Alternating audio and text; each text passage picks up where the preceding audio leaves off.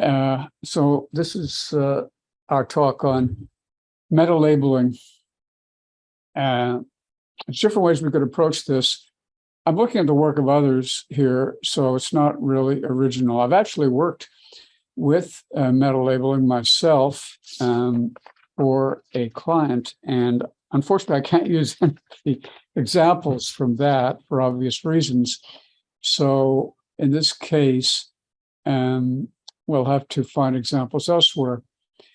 Meta labeling is a difficult term, could be chosen better, I think, and we'll talk about that a little bit. But it's an example of using machine learning in trading.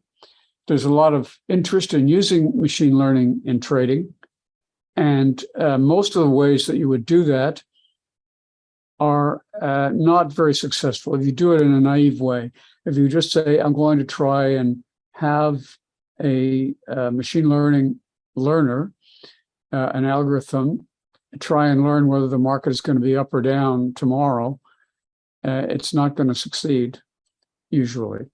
And so we need a different approach. We need a more subtle approach. And there is one that's been found to work, and it's very simple to apply. And it's a little different from what you might expect. It consists of already having a trading system. It can be a programmed trading system. It can even be discretionary, a trader, and you look at his price history. And we look to improve it by a machine learning approach. So I have the trade. Let me paste this in the chat.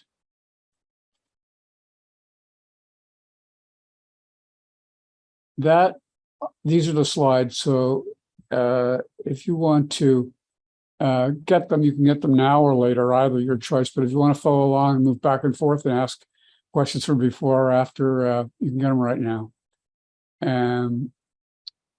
Okay, let me just see here. So there was a recent paper by Jacques-François Joubert called Meta Labeling Theory and Framework, which was fairly widely anticipated. It's a review paper. And I thought I would make that the basis for this discussion, a starting point. I think that's something we can do, We can look at papers. People can choose a paper that they're interested in or a book and talk about it. You don't have to be an expert. You don't have to have the same degree of expertise as the authors of the book or paper. Just your opinion of it, or even just the main ideas of it, would be a good talk. So please think of something you could do. It could be in any trading related topic. But for this one, here's one recent paper. Now, as I worked with this and prepared these slides, I come to realize this is a rather theoretical version approach. And so, you may not want to go. On the other hand, there are some people who like that. And at the same time, it does review the practical aspects as well. So for that reason, I've included other material from other sources as well as we go here. Let me just look at something here. Yeah, okay. So, but anyway, that if you do want to get this paper, here's a link to our local library system here in Wake County, North Carolina. But you could go to your own library, whether it be an academic library, a company library, or a public library, and just simply request the paper. It turns out this is a great way of getting a PDF copy of paper. So many of the journals now are really high priced. You can't even buy a single issue. You have to have subscription. So the only practical way really is to get them from a library, for those of you who aren't, for those of us, me included, who aren't, really deep pocketed. So I did that. I got the paper. And this is also a video that the author of that paper has done. I have the link there. It's a good video. You can look at it in his other videos. It's by Jean-Jacques Joubert, and he's where he comes from. So that's a video. This is another video you can look at. And his firm is called Hudson and Thames, and they have published a lot of algorithms. Now, interestingly, the algorithms were generally open for anyone's use in books, free. So if you buy, for instance, this book, Advances in Machine Learning by Marcos Lopez de Prado, this book is considered the authoritative book so far, textbook really, on financial machine learning by many people. And it's a little bit obscure, or more exactly, it's extremely obscure. It's hard to read. So it needs other people to interpret it. And Hudson and Thames have implemented all the algorithms and tuned them up. And originally that was open source, but now it has a high fee to buy them. But anyway, so I'm just giving you all these sources. I know it's confusing already, but this is the original source on what we're going to talk about, namely meta labeling. And this and this are people's interpretations of it, their guides to it, their integration of code that you can use to implement it. But you don't really need a lot. And okay, here's where if you did want to buy the code from Hudson and Thames, this is a link where you can do so. And they have a lot of very worthwhile code, including, by the way, pairs trading. They have a huge amount of code for pairs trading. So if you want to have Python or mainly Python code to do pairs trading, that would be another source of it. And they also have a lot of other features that are covered by de Prado or Lopez de Prado, including volume-based bars, meta labeling, feature engineering, and cross-validation. They have code for those things. Now, I'll show you another place where you can get some code for it later. Talking about, let me look at this one. What is meta labeling? And here are some definitions. Meta labeling allows improving the results of a trading system of any kind, even discretionary, by augmenting it with an added machine learning layer. Now, the term meta labeling is going to confuse most people. So Ernest Chan, and I think maybe Mr. Lopez de Prado himself, Dr. de Prado, has suggested the name Corrective AI. So it's using AI to correct a trading system, to improve a trading system. And there's a very precise technical definition of it here, which is corrective AI, or meta labeling, is a machine learning approach that can improve the Sharpe ratio by exploiting the trade-off between precision and recall.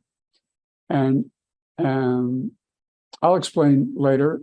Some of you may already know what the difference is between precision and recall. But that is something that is an important element of this. Another approach, another definition is meta labeling is essentially using machine learning to predict unfavorable regimes for a trading strategy. Now, why would he say unfavorable regimes rather than favorable regimes? Well, he's talking about ruling out some of the trades in your original strategy, or selecting among them, picking among them, and trying to identify trades among those picked up by your strategy that have a low probability of success or have a high probability of a large drawdown. And so you start out and this is added by this extra layer you add, which is called meta labeling. And okay, I'll skip that. Let me just see here. So now what could be the original system that you're starting with? Let's say you have a moving average crossover momentum system, or you have a Bollinger Band trading system.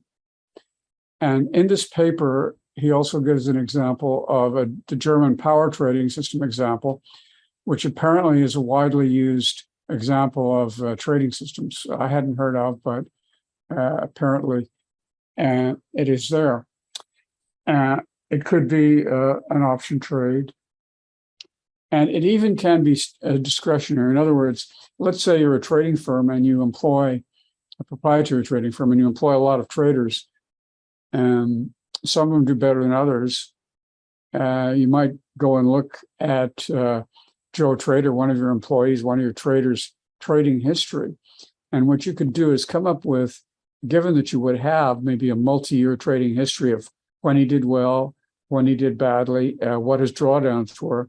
It turns out we can also improve that with meta labeling, because we can apply some external factors that weren't considered in his trades and just pick out, well, whenever we have a flat day, a flat week in the market, then his trades aren't doing well. So maybe we'll cut those back in terms of the size we bet on them, or maybe we'll drop them. Or maybe there are certain, let's say after a crash, after a correction, he does really well. So maybe we'll increase our leverage up our bets in that market. And the trading, the machine learning can pick that out. The whole point is that you don't have to identify what circumstances, what are the reasons why he was good and bad. We can merely identify a set of factors in the market and market regimes or other input variables, feed them into the machine layer, and it can very often identify variables, predictors that we can use to filter the original trades. You do need at least a few hundreds trades for this to work. You really can't do it on a very, very short, on a week or two of trades, or if the system is totally discretionary and there's no indication that if he keeps changing his approach every week, you're probably not going to be able to improve or rescue his trades. But which are the meta labels? What are labels? We use the term meta label. What do we mean by a meta label? Well, let's say let's suppose these were some of the trade results in some trading system.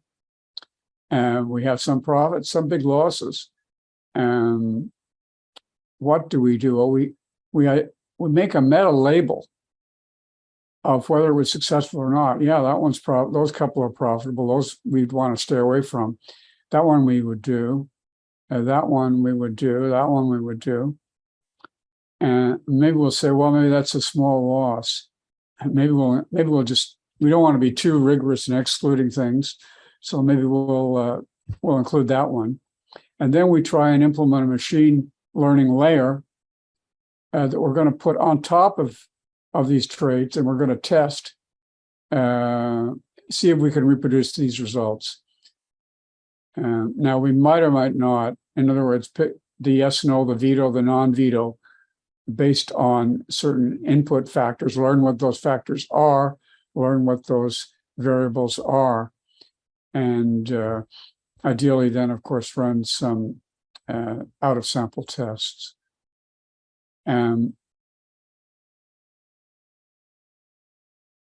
A lot of the material here, besides that from Hudson and Thames, and besides that from Marcos de Prado, is from Ernest Chan. He's spoken to our group, and he has a commercial service. He's written multiple books. That's his website. And some of the stuff I'm going to look at here is his. Here's how he describes what you're doing. Predict Now, Ernest Chan. He says, your primary strategy, for example, and that's one of his, was aimed at detecting unusual order flow in the data for the system of his, and accurately predicted the sign of it. The sign of it means, what did it make money or did it lose money? Positive sign made money, negative sign lost money.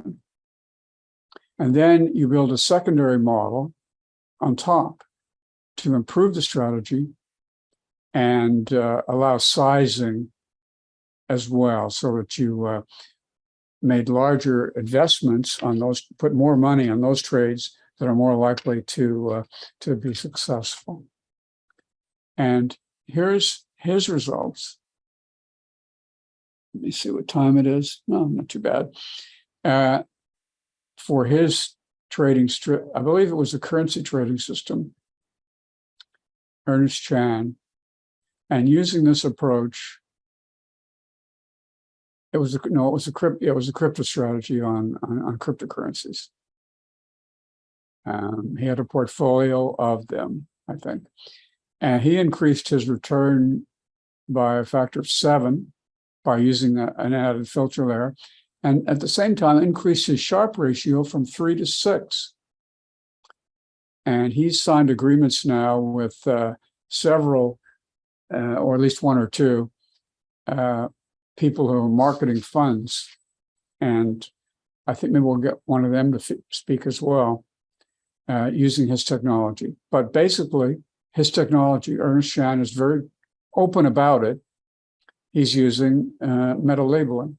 Now, what he's doing in his case is providing huge baskets of factors that you could be used. In other words, if you design your own trading system, you're going to have trouble. You're going to say, well, which factors should I use? Which predictors should I attempt to include in the trading system? And what he's got a library of predictors of hundreds, I think maybe thousands of predictors. And you use a machine learning algorithm to do what we just described, to pick and choose, to selectively identify winning trades among all of those that would otherwise be made by your base system. And you improve the system that way.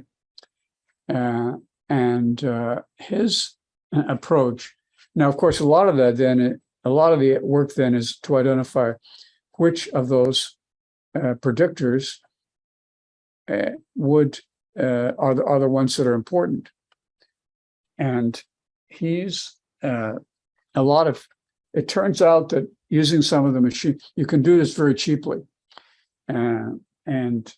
He has papers that you can look at. But his approach is throw everything but the kitchen sink in there into this machine learning layer, because it is so cheap to identify which are the predictors that you want to use and which aren't. And it saves mixing all those up with the factors in the original model.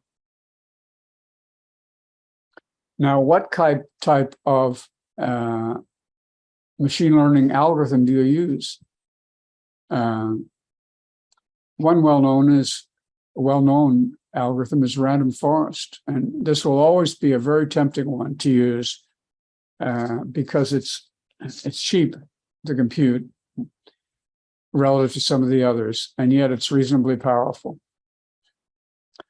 I don't think I will go into the details of random forest, but if you start looking at machine learning, you'll find out that you want to use random forest. Now, Ernest Chan uses it. He found that it was just as good as anything else for these purposes. So you can have a strong look at just using random forest. Now, if you want something that's really sophisticated, that's winning all the contests, it's XGBoost these days. That's an algorithm that has more sophistication for difficult cases.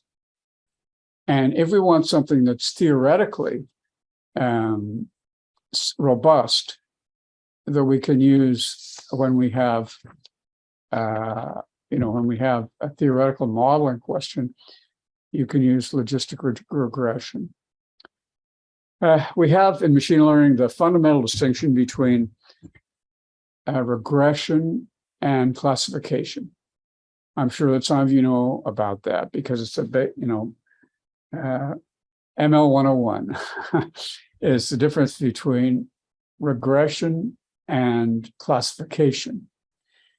But it turns out that they end up merging because logistic regression is really a regression model, but you regress it to a number between 0 and 1, and then if it's closer to 1, you can call that a 1, and if it's closer to 0, you can call it a 0. So you can turn it into a classification technique, and people do that very widely. There's a lot of confusion on that, according to many. Now, if you want to get fancy later, you can see that instead of using 0.5 as the threshold, you can use 0.6 or 0.4, and you'll get an interesting difference in your results as to which models, to which trades you're going to select, and you can see which is better. You can see which is a better Sharpe ratio. And there are similar parameters in pretty well all machine learning approaches. So this is where we get the ability to bias our machine learning layer one way or another and see what the result is and improve our Sharpe ratio quite often. Now we come to the issue, and this is a bit of a thorny issue for many or for everybody to try and figure out the difference between precision and recall. Now, these are formally defined methods, formally defined measures, performance metrics. When we run our machine learning model to fit a model, to try and identify which are the successful trades and which are not in the base model, we need to look at metrics to decide which of a number of different parameters is better. And that's the whole point of machine learning. Typically, you adjust parameters and try different parameters and see what works better. Does anyone, well, I won't challenge people, but recall, and this is just very approximate, see if I can get this right. Recall is how many trades or how many calls, it doesn't have to necessarily be a trade, it's general, you treat successfully or you characterize successfully, you're right about, if you run it against a test set or even your training set. And precision, on the other hand, is when you do identify a positive trade, a positive case. We treat signals as positive or negative, long or short, but let's say we're looking at x-rays of people who may have cancer, then we'd be looking for the cancer. So the positive would actually be the positive call would be to say that person has cancer. And the negative call will be to say that person does not have cancer. In trading, we say that's a trade we want to take, or that's a trade we don't want to take. Now, in cancer, if we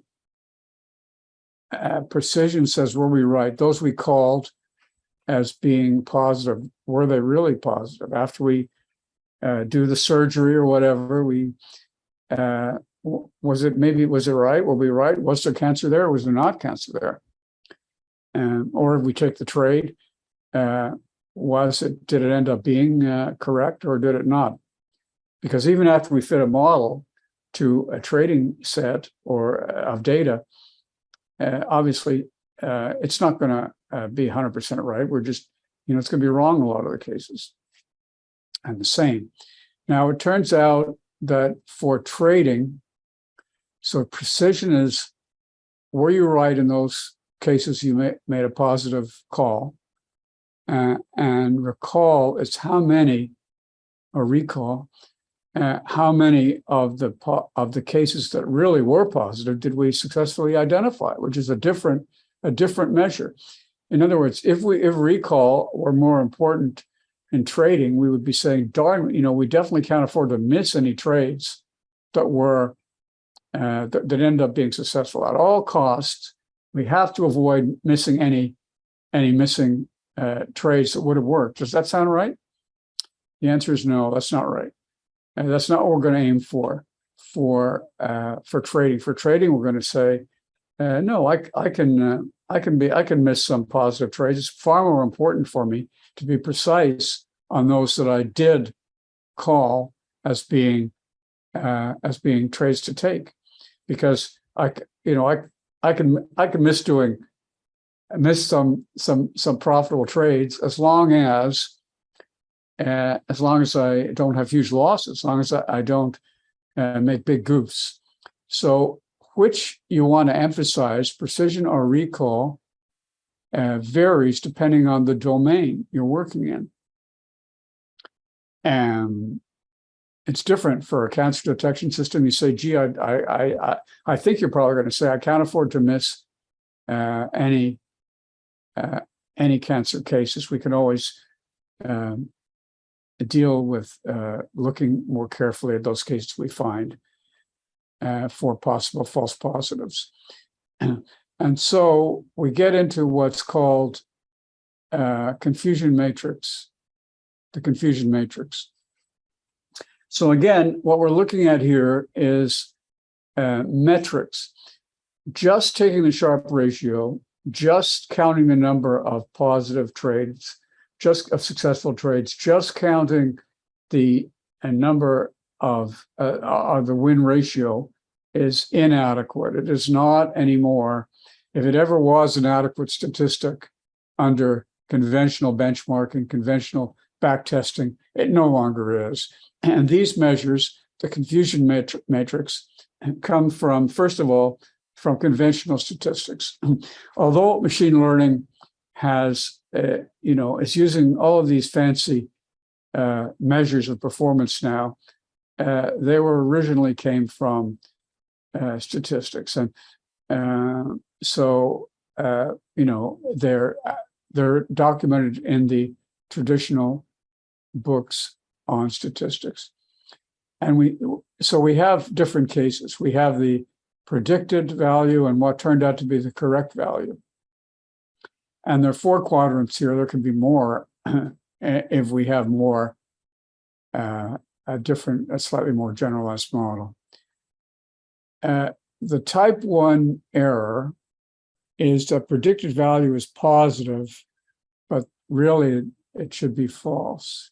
And the type 2 error is the predicted value is negative, but in reality it should be positive. So neither of these are good results.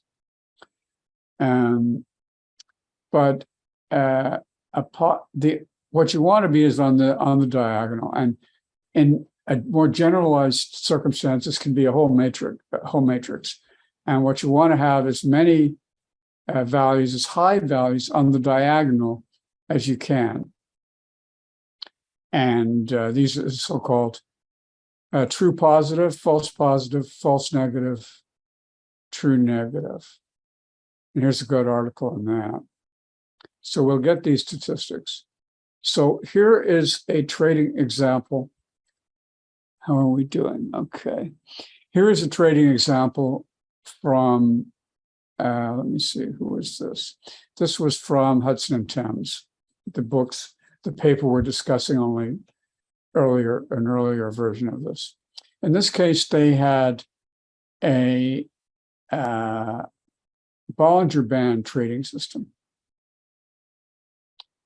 And this is what they got. These are the numbers. They're a little fuzzy, I'm sorry. That these are the statistics they got before improving it. Then they applied a machine learning layer to it, a meta labeling layer, and the numbers, the cumulative returns went from 19 to 40%, 20% to 40%, twice as high. The annual volatility went from 95% to 60%. The Sharpe ratio went from 0.6 to 0.8, and you have other favorable ratios too. Max drawdown cut in half. The daily value and risk cut substantially. And you can look at that video if you want. Where is the... So this is looking at precision and recall. And what happens is what we've done, let me see if I can see this. Precision 0, 1. We have moved values onto this diagonal. Oh, here's the confusion matrix. I'm sorry. Here's the confusion matrix. As you can see, values are substantial. Large values are 749 in particular, which is false positive, is drastically reduced. So basically what we've done in this case is down to 243 from 740, and we've moved those onto the friendly diagonal that we're hoping for, the true positive and the true negative. So that is, these are what you will get if you run this method. So we're able to improve the Sharpe ratio even substantially. So who wouldn't want this, right? And there's some, here's an illustration too, that you can get a further, remember earlier I was talking about logistic regression, where you choose the midpoint of the cutoff. You move that around, or similar parameters in other methods, other machine learning methods, you can further improve the Sharpe ratio and the return. Here he's moving the 0.5 would be the default level, and he's increased it to 0.6, changing the strategy of the machine learning level, level layer. And he's got you can increase, so you don't want to choose any defaults when you're running your machine learning layer. So what do you think? Any questions, any comments? One thing I have here is, if you want to find some free code, Black Arbs has some free code for doing labeling, meta labeling. So any comments, or, I'm not going to go on. Yeah, we're approaching the appropriate time. Any comments or questions? Hey, Don, have you ran any of this yourself and seen Yes, I did. Yourself? Yes, I did. I did for a client, and so I wish I it's so I can't have to be careful of their proprietary results. But I found it, it's quite straightforward to do. You can just use any of the toolkits. I actually did it in R. And there's a very nice package in R, and most people would not do this. Most people would do it in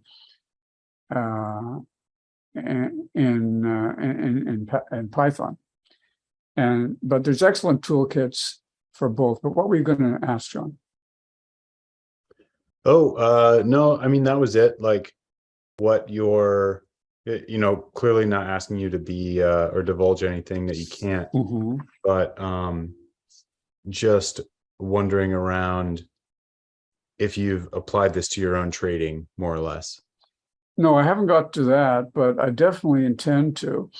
And I was working so hard for this client that I was working for their much larger problem and fitting it for them.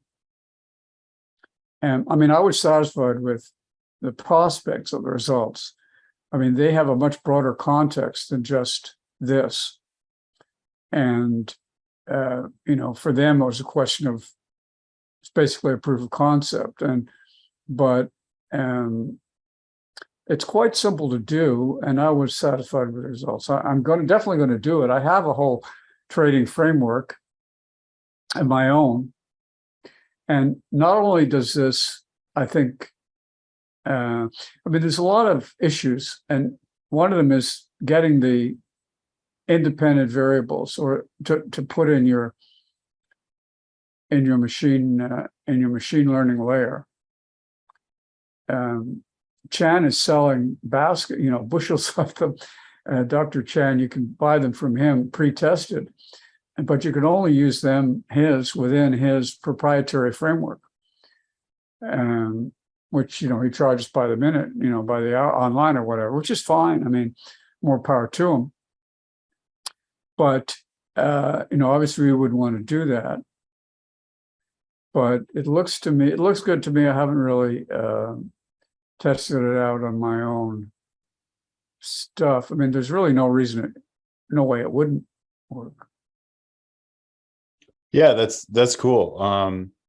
About the only thing I'm trading these days is that old 60-40-20. Oh, well, and really?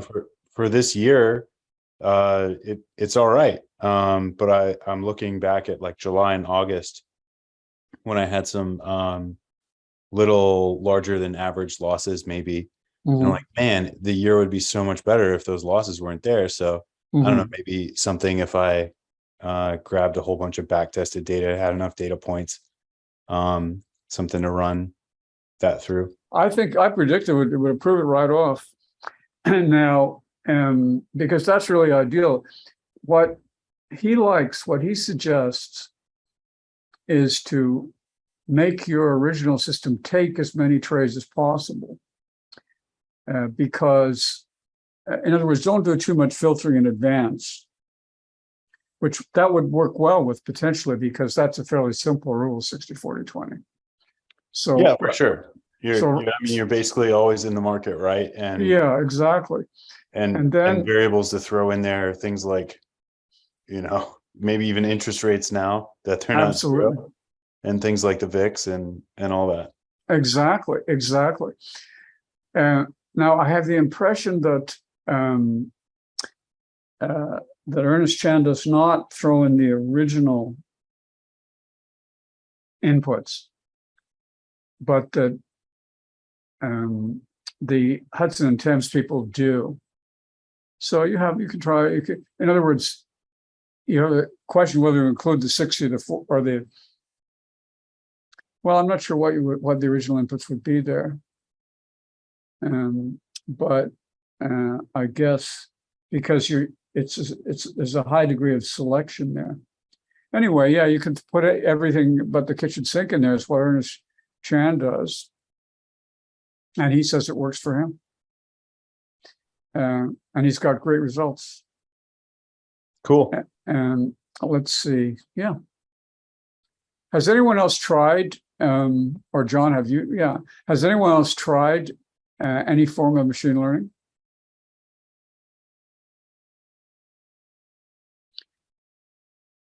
Does anyone else think a different form of machine learning would work?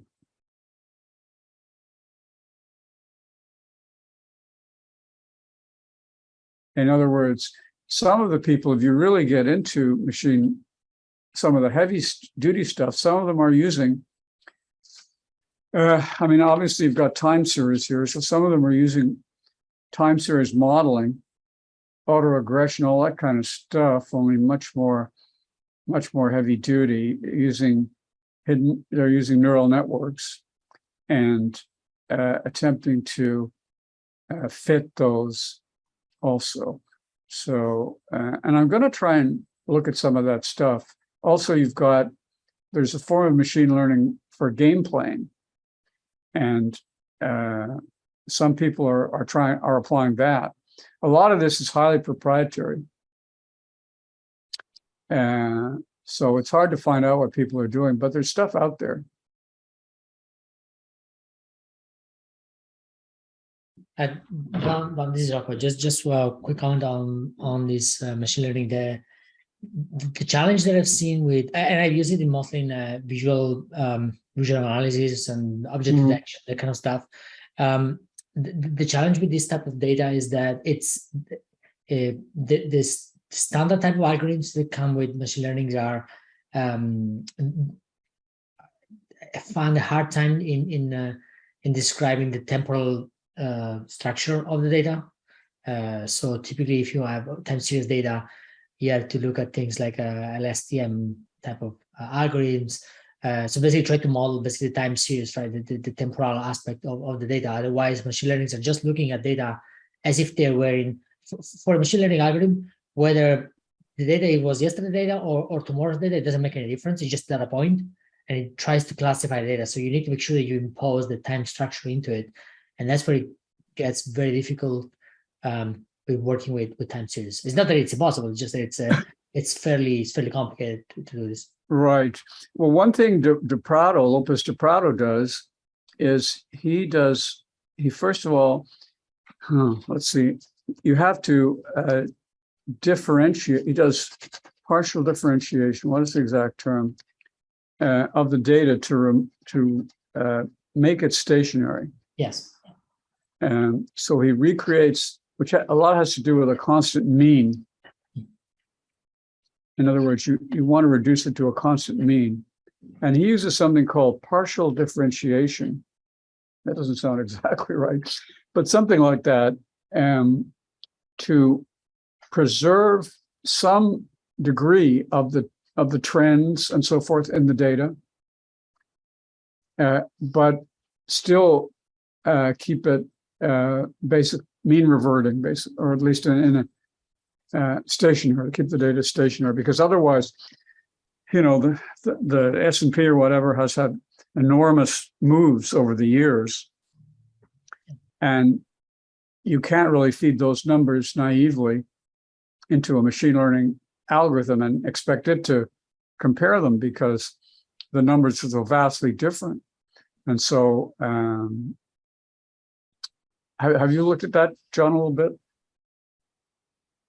No, Okay. You're exactly right. That book is very hard to get through. And that comes from, it was tough to get through. Absolutely. As a matter of fact, Hudson and Thames, if you look at the video for this, he says that he read the first 3-page chapter from that book by Lopez de Prado, and that he had to read all 26 papers that were references for that material before he could understand it. So, it's very, very, very dense. You're right on that. I mean, but absolutely can apply to pairs trading as well. And there's a whole bunch of stuff in here. And I think another nice thing about getting into this a little bit is that, it lets you start getting familiar with the statistical methods that are in use, because they generalize to all forms of backtesting. You have things like,